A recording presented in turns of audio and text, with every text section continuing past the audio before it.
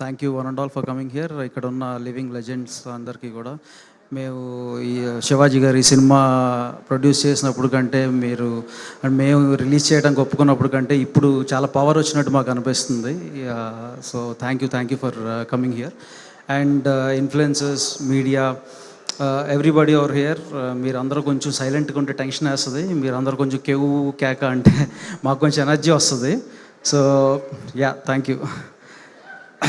And ఈ movie సాంప్రదాయని సుప్పుని శుద్ధపూసని ఎందుకు చూడాలి? ఇది దీంట్లో హీరో ఒక మాస్ హీరోయిన్ కాదు, దీంట్లో హీరో ఒక సూపర్ హీరో కాదు. మీరు ఆల్రెడీ ట్రైలర్స్తో చూసుంటారు, ట్రైలర్ అండ్ అదర్ కంటెంట్స్తో చూసుంటారు.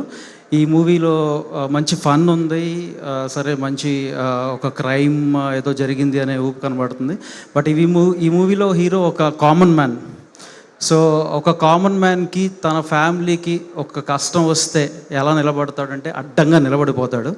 అలా అడ్డంగా నిలబడ్డారు శివాజీ గారు ఈ మూవీకి అండ్ ఈ సినిమాలో హీరోలాగా కూడా. సో ఈ సినిమా ఎందుకు ఆడాలని బలంగా నేను కోరుకుంటున్నానంటే ఇది శివాజీ గారి కోసం, ఆయన నమ్మిన ఈ కథ కోసం. ఆయన నమ్మకం ఫలించబోతుంది. ఈ 6వ తారీఖున మీరందరూ విట్నెస్ చేయబోతున్నారు. And that's it. Cost and crew, everybody congratulations ముందుగానే చెప్తున్నాను. So please do come watch in theatres on March 6. Thank you.